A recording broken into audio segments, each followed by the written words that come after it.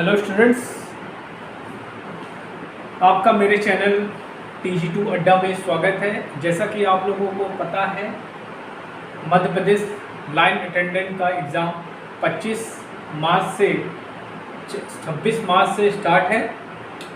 उसी को ध्यान में रखते हुए मैं आप लोगों के लिए शॉर्ट टाइम में बढ़िया तैयारी करने के लिए लेक्चर्स बनाने जा रहा हूँ। कोशिश करिएगा, इस लेक्चर को पूरा देखिए। आज हम बताएंगे 3 फेज इंडक्शन मोटर। बहुत इंपॉर्टेंट टॉपिक है और उनके सिलेबस में ये दिया भी है, ठीक है। तो दिल खोल के लाइक करिए, शेयर करिए और सब्सक्राइब का बटन जरूर दबाइए, ठीक है। चलिए स्टार्ट करते हैं बिना कोई समय गंवाए हुए, ठीक है। देखिए, 3 फेज इंडक्शन को हम बांटते हैं। पहला एक होता है स्टेटर, दूसरा होता है रोटर, ठीक है। कोई भी मशीन होती है उसमें क्या होता है, स्टेटर होता है और रोटर होता है, ठीक। स्टेटर क्या होता है? स्टेटर जो होता है वो सिलिकॉन स्टील का बना होता है। इसमें जो 3 फेज इंडक्शन मोटर का जो स्टेटर होता है बेटा, वो किसका बना होता है? सिलिकॉन स्टील का, ठीक है। सिलिकॉन स्टील में जो परसेंटेज होता है, ठीक है, सिलिकॉन स्टील का, स्टील में स्टील जो होती है 93% और जो आपका सिलिकॉन होता है साइड, ये होता है आपका 7%, ठीक है। ये सिलिकॉन स्टील का बनाया जाता है। क्यों बनाया जाता है? सैथिल हानियों को कम करने के लिए। किसके लिए?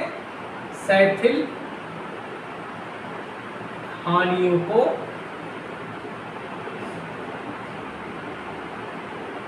कम करने के लिए, सैथिल हानियों को कम करने के लिए, ठीक है। ये क्या होता है? ये आपका इंडक्शन मोटर का स्थिर भाग है। क्या है? स्थिर भाग है, मतलब ये मोशन नहीं करता है। इसमें क्या होती है? 3 फेज वाइंडिंग की जाती है, स्टार की जाती है या डेल्टा, वो यूज पे डिपेंड करता है, ठीक है। इसमें क्या होता है, जब हम स्टेटर को 3 फेज सप्लाई देते हैं तो इसमें एक रोटेटिंग मैग्नेटिक फील्ड उत्पन्न होता है। क्या होता है? एक रोटेटिंग मैग्नेटिक फील्ड उत्पन्न होता है, जिसकी स्पीड क्या होती है? सिंक्रोनस स्पीड होती है। सिंक्रोनस स्पीड का फॉर्मूला क्या होता है? 120 F/P। F क्या है आपका? यहाँ पे F है आपका फ्रीक्वेंसी,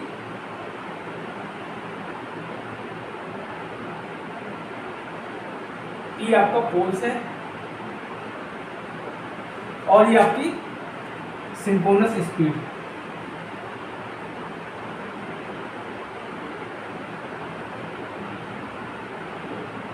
ठीक है। इसका जो आकार होता है बेटा, ये क्या होता है? सिलेंड्रिकल होता है, बेलनाकार होता है, ठीक है। इसमें क्या होती है? वितरित कुंडली की जाती है, मतलब डिस्ट्रीब्यूटेड बाइंडिंग की जाती है, ठीक है। अब आते हैं हम लोग रोटर पे। रोटर क्या है? 3 फेज इंडक्शन मोटर का घूमने वाला भाग है। इसकी रोटर की जो स्पीड होती है उसको NR से रिप्रेजेंट करते हैं। ये आपकी सिंक्रोनस स्पीड से कम होती है, ठीक है। स्टेटर और रोटर के बीच में एयर गैप होता है, ठीक है। अच्छा, रोटर आपके 2 प्रकार के होते हैं। एक होता है स्क्वायरल केज रोटर और एक होता है स्क्वायरल केज, एक होता है आपका स्लिप रिंग, ठीक है। स्क्वायरल केज के बारे में देख लेते हैं। ये क्या होता है? कॉपर की छड़ों, इसमें कॉपर की छड़ों का प्रयोग किया जाता है। इसमें क्या होता है? कॉपर की छड़ों का प्रयोग किया जाता है, ठीक है, ठीक है। और इसमें क्या है? इसकी जो छड़ें होती हैं उसको हम लोग कॉपर और एल्यूमिनियम के छल्लों से क्या करते हैं? शॉर्ट कर देते हैं। दोनों तरफ क्या करते हैं? शॉर्ट कर देते हैं। इसमें स्लिप रिंग का प्रयोग नहीं होता, इसमें स्लिप रिंग का प्रयोग नहीं होता है। और इस प्रकार के रोटर की जो मोटर होती है उसका स्टार्टिंग टॉर्क क्या होता है? कम होता है। ये भी जान लीजिए आप लोग, क्या होता है? स्टार्टिंग टॉर्क क्या होता है? कम होता है।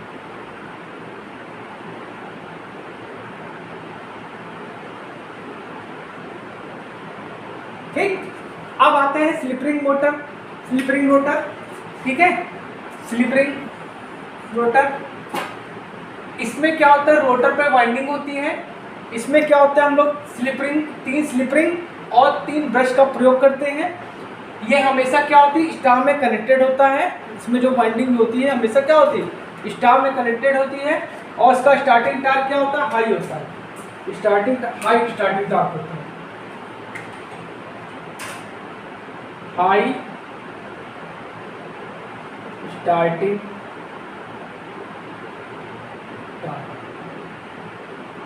इसका जो स्टार्टिंग टॉर्क क्या होता है, आई होता है। नोट कर लीजिए।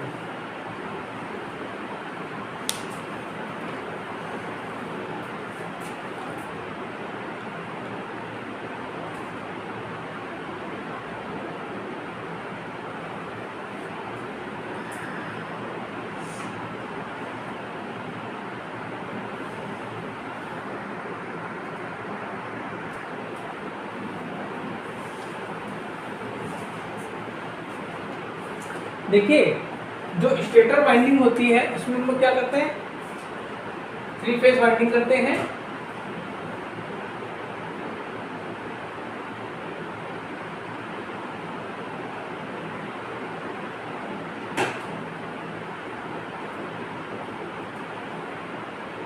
ये आपका आर हो गया, ये आपका वाई हो गया, ये आपका बी हो गया। ठीक है, एक क्वेश्चन ये भी पूछता है कि 3 फेज वाइंडिंग में 2 फेजों के बीच में कितने डिग्री का अंतर होता है, क्या होता है, 120 डिग्री का अंतर होता है।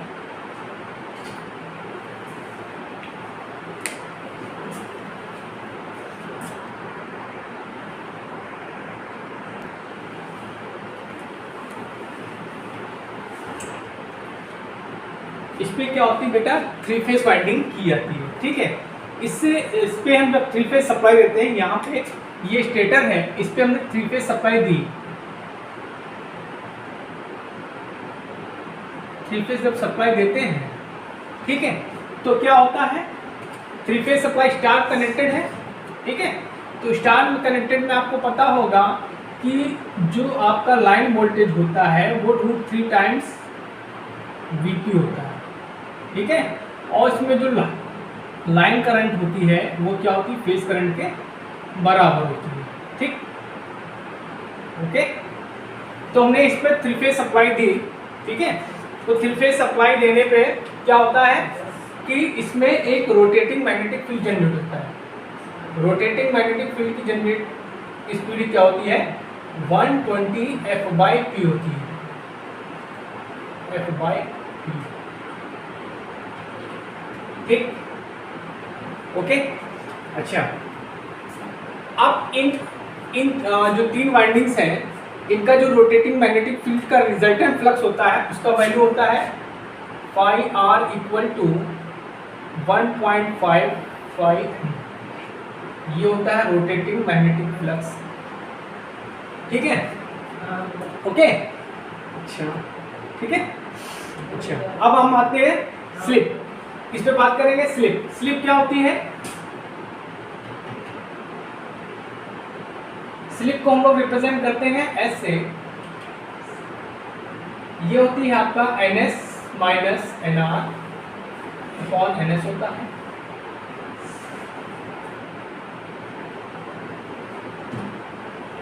ठीक है, क्या होता है, S = NS - NR/NS होता है।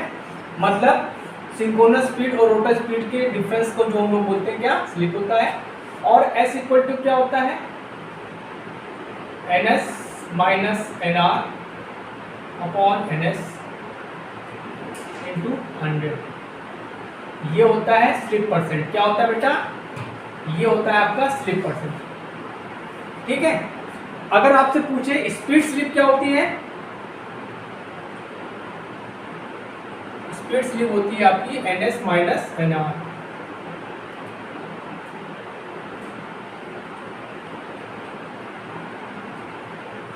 NS - NR। ठीक, जब अब देखिए कुछ कंडीशन होती है, स्लिप की भी 2 कंडीशन होती है, 2 कंडीशन। क्या, जब NS की वैल्यू NR के बराबर हो जाएगी, ठीक है, तब क्या होगा, स्लिप की वैल्यू क्या होगी। ये भी पूछता है कि अगर रोटर स्थिर अवस्था में, ठीक है, सॉरी,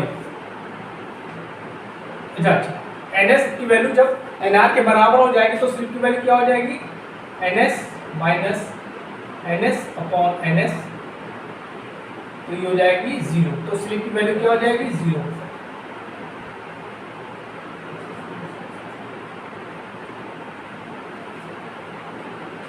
क्या हो जाएगी, 0 हो जाएगी। और जब अगर आपका रोटर NR की वैल्यू क्या है, 0 है, मतलब रोटर आपका रुका हुआ है, स्टैंड स्टिल कंडीशन में है, तो स्लिप की वैल्यू क्या होगी, ns minus nr upon ns होता है, तो ns अपॉन ns हो जाएगा, क्योंकि nr की वैल्यू क्या होगी, 0 हो जाएगी, ये हो जाएगी वैल्यू 1, तो s की वैल्यू क्या हो जाएगी, 1 हो जाएगी। इसको नोट कर लीजिए बेटा, इससे बहुत क्वेश्चन पूछे जाते हैं।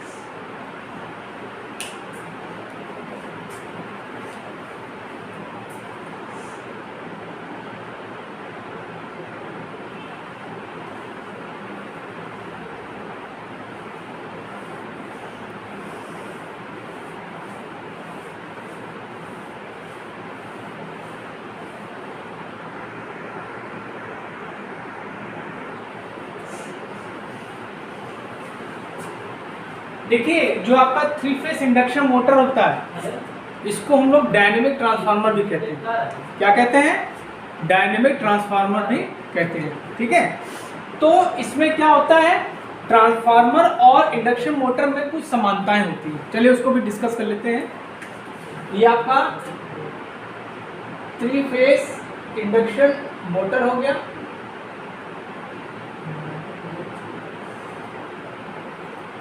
और ये हो जाएगा आपका ट्रांसफार्मर।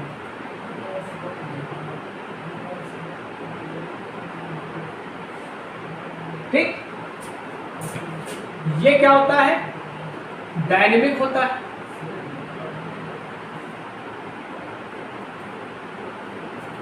इसको क्या बोलते हैं, डायनेमिक ट्रांसफार्मर। ठीक, और ये क्या होता है, स्टैटिक होता है। ठीक, इसमें क्या होता है, स्टेटर होता है, इसमें क्या होता है, प्राइमरी वाइंडिंग होती है।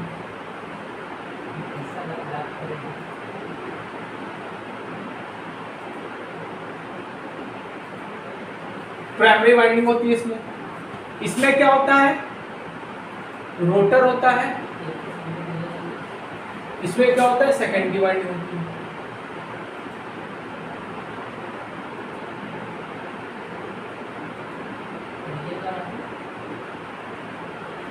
ठीक है, ओके। अच्छा, इसमें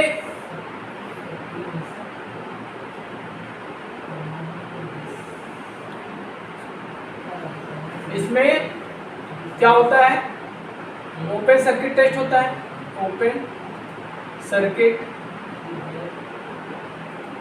टेस्ट, इसमें भी ओपन सर्किट टेस्ट होता है।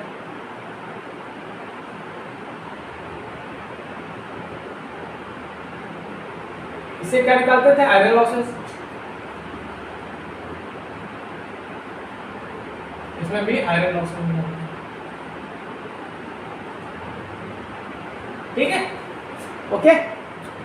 इसमें जो होता है इसको बोलते हैं block rotor test, block rotor test, इसमें बोलते हैं शॉर्ट सर्किट टेस्ट, होता है एक ही चीज है।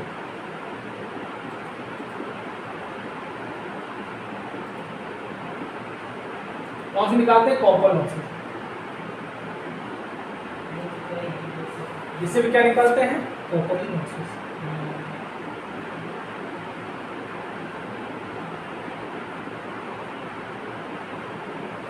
इसकी जो एफिशिएंसी होती है,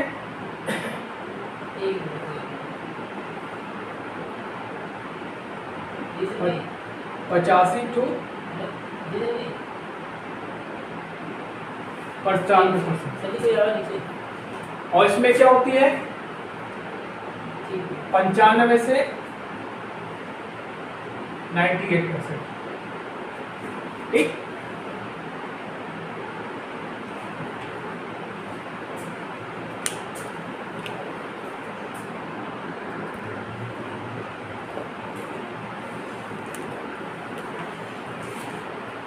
अब देखिए इसमें क्या होता है, इंडक्शन मोटर में जो आई नॉट करंट की वैल्यू होती है, ये क्या होती है, 30 से 40% होती है, 30 से 40% ऑफ फुल लोड करंट।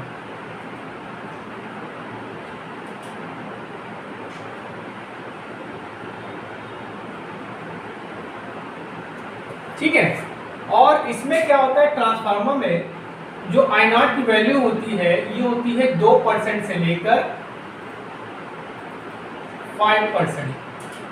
ठीक है।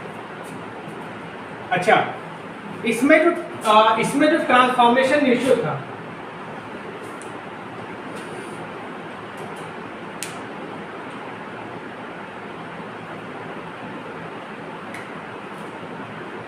अच्छा, इसका जो ईएमएफ इक्वेशन था वो क्या था, 4.44 FN5 था मैक्स। इसका जो ईएमएफ इक्वेशन होता है ये होता है आपका 4.44 kWft5। ठीक है, ये आपका 3 फेज इंडक्शन मोटर का ईएमएफ होता है। ठीक है, ये आपका क्या होता है, डायनेमिक होता है, ये स्टैटिक होता है। ये क्या होता है, डायनेमिक होता है, और ये आपका स्टैटिक होता है। ठीक।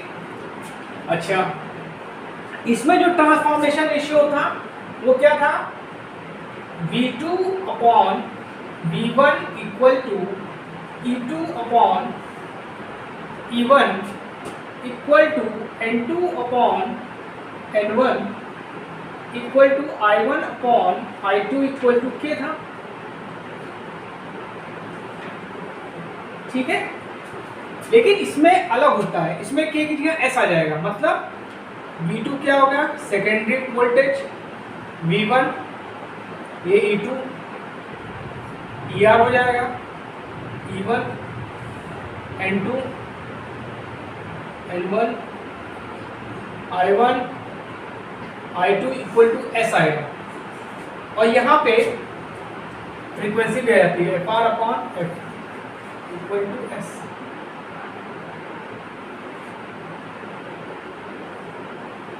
नोट कर लीजिए, बहुत इंपॉर्टेंट चीज बताइए।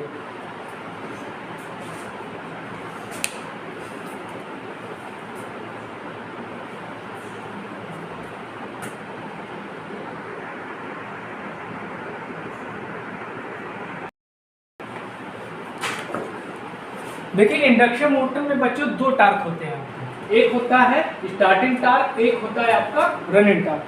ठीक है, एक होता है स्टार्टिंग टार्क, एक होता है रनिंग टार्क। स्टार्टिंग टार्क का फॉर्मूला क्या होता है, TS = K × E2² R2/Z2²। ठीक है, यहाँ पे R2 क्या है, रोटर का रेजिस्टेंस है, E2 आपका EMF है। ठीक है, तो जो स्टार्टिंग टार्क होता है वो E2² और R2 के डायरेक्टली प्रोपोर्शनल होता है। मतलब जो स्टार्टिंग टार्क होगा वो आपका वोल्टेज सप्लाई और रोटर के रेजिस्टेंस पे डिपेंड करेगा। मैक्सिमम टार्क, स्टार्टिंग टार्क का कंडीशन क्या है, R2 = X2। ठीक है, तो रोटर रेजिस्टेंस बराबर रोटर रिएक्टेंस होता है। ठीक है, अब रनिंग टार्क की बात करें, रनिंग टार्क क्या होता है, formula TR = K × SE2 R2/ZR²। ठीक है, और यहाँ पे जो रनिंग टार्क होता है उसका वो किसके डायरेक्टली प्रोपोर्शनल होगा, स्लिप के, वोल्टेज सप्लाई वोल्टेज के और रोटर रेजिस्टेंस के। मैक्सिमम रनिंग टार्क का कंडीशन क्या है, R2 = S tan X2 के बराबर होता है, तब आपका रनिंग टार्क क्या होगा, मैक्सिमम होगा। ठीक है, रनिंग टार्क क्या होगा, तब मैक्सिमम होगा। ठीक,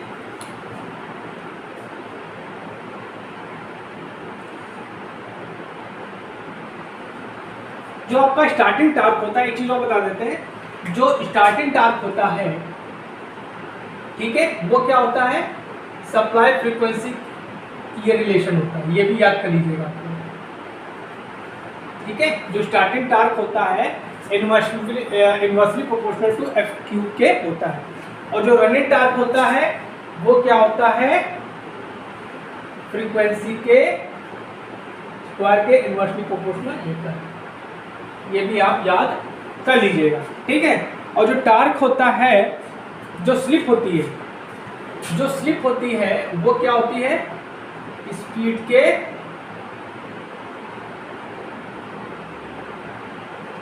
S जो होता है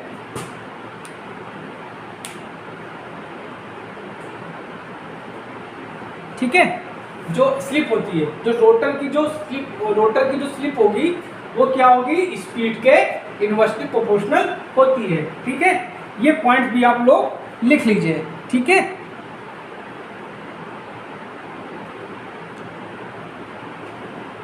लिख लीजिए इसको।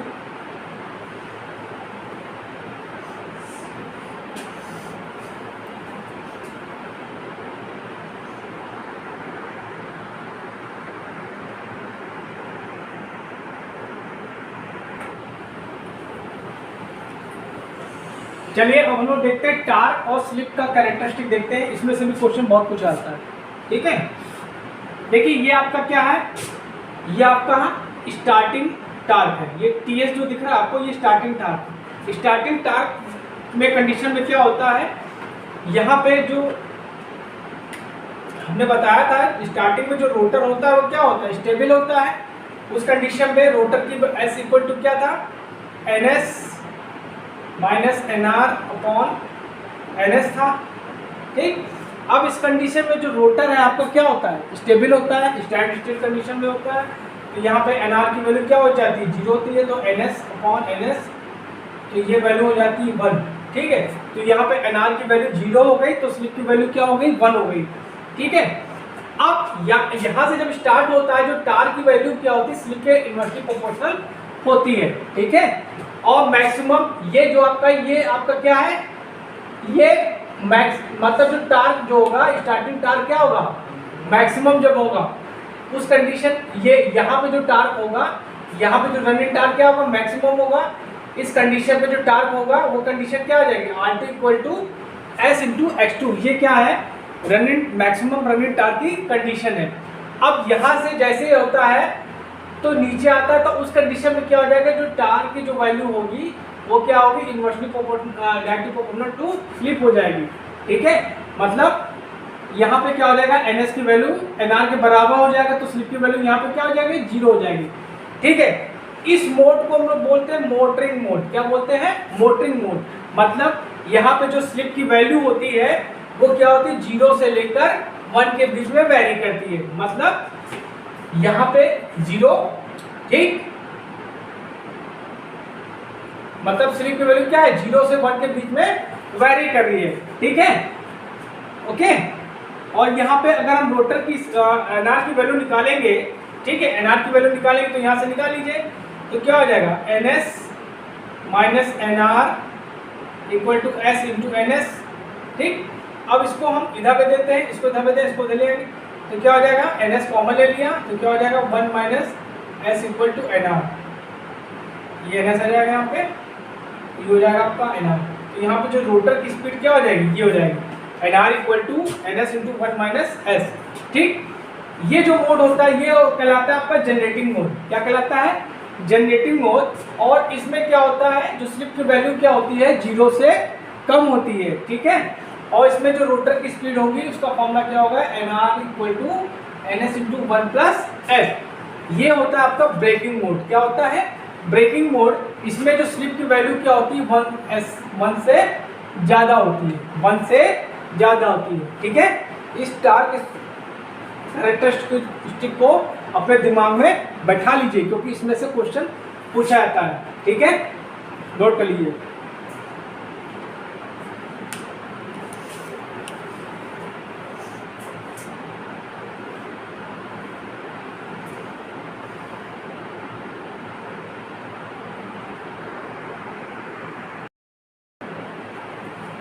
अच्छा, ये अब देखिए फुल लोड टार्क और मैक्सिमम टार्क में रिलेशन कभी कभी पूछता है।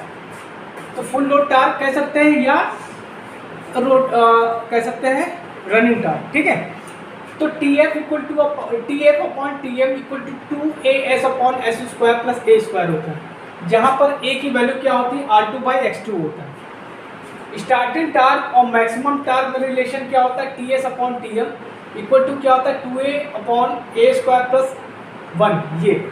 ये दो रिलेशन होते हैं, इनको आपको याद कर लेना है, क्योंकि कभी कभी इनमें से भी क्वेश्चन पूछता है।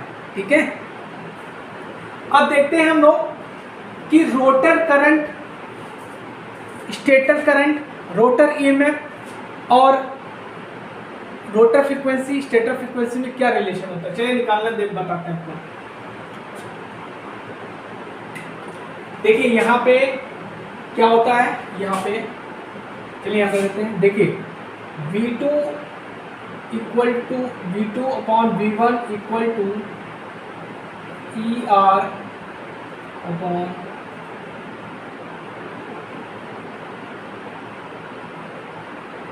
E कर देते हैं इसको, N2 upon N1 I1 upon I2 equal to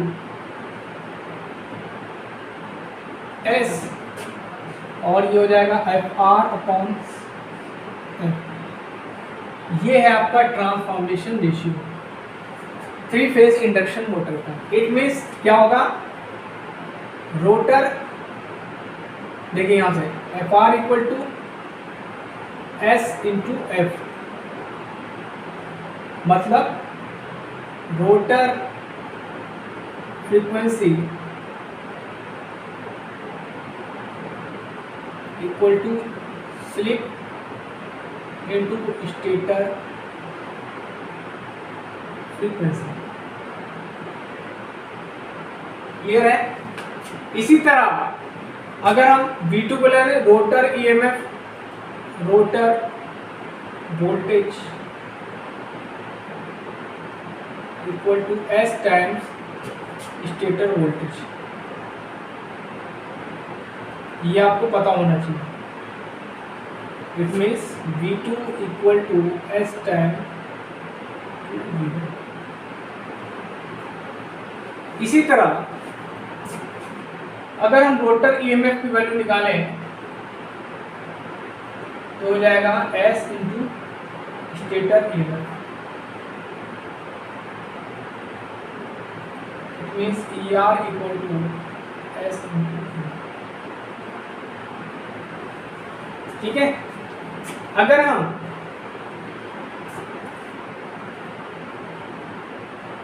N2 value निकालें तो क्या आ जाएगा, S इंटू N1। ठीक है, नोट कर लीजिए।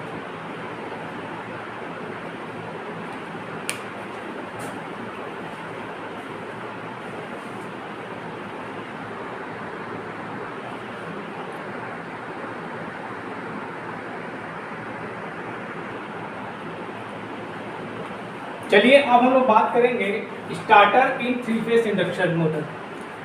पहले समझ लीजिए स्टार्टर का प्रयोग हम लोग क्यों करते हैं। स्टार्टिंग में करंट की वैल्यू बहुत ज़्यादा होती है, स्टार्टिंग में करंट की वैल्यू बहुत ज़्यादा होती है, जिसको कंट्रोल करना बहुत ही ज़रूरी है। ठीक है, उस करंट की वैल्यू को कम कंट्रोल करने के लिए हम लोग क्या करते हैं, स्टार्टर का प्रयोग करते हैं। अब यहाँ पे कुछ हमने टर्म्स लिखे हैं, इनको जान लीजिए क्योंकि इनका प्रयोग भी हम करने वाले हैं।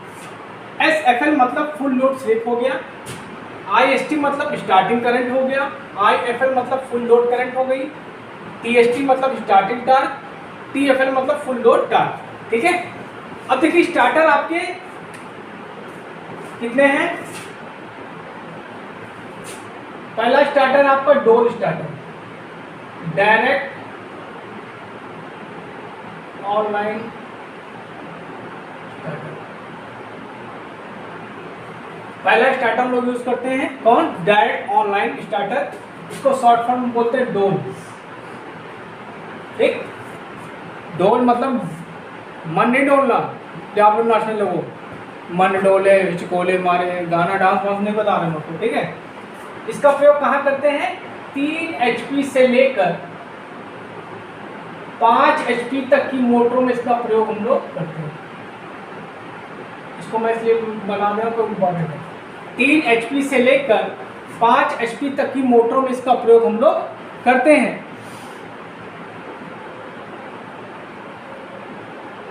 ठीक, एक रिलेशन होता है TST upon TFL equal to IST upon IFL into SFL।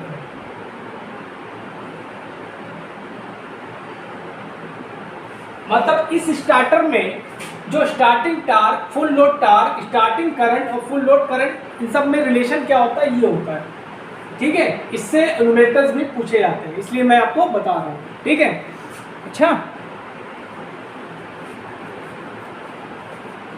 ठीक। अब दूसरा होता है आपका star delta starter. Star delta starter,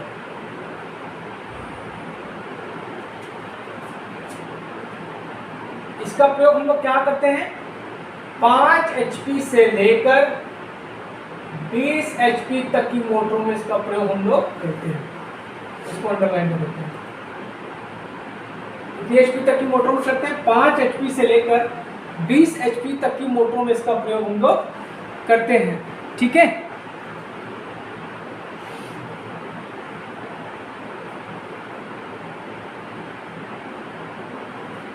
इसमें क्या रिलेशन होता है, यही वाला, ये होता है TST upon TFL 1/3 IST IFL square into SFL।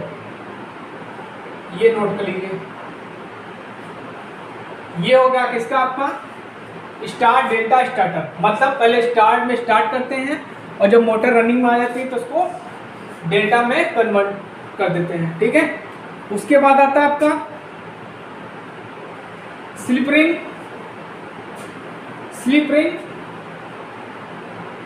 Slip ring motor starter.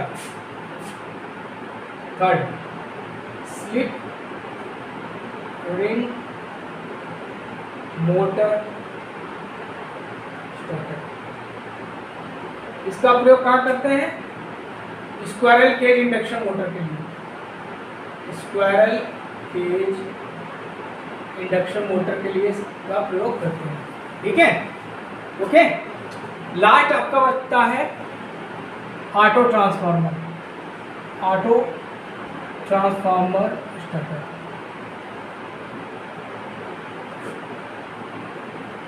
इसका प्रयोग हम लोग करते हैं 20 HP से ऊपर। 20 HP से ऊपर की जो मोटरें होती हैं उनमें हम लोग ऑटो ट्रांसफार्मर स्टार्टर का प्रयोग करते हैं। और इसका जो रिलेशन होता है ये होता है TST TFL के square IST square into SFL। Note कर लीजिए, बहुत इंपॉर्टेंट चीजें हमने लिखी हैं, नोट कर लीजिए।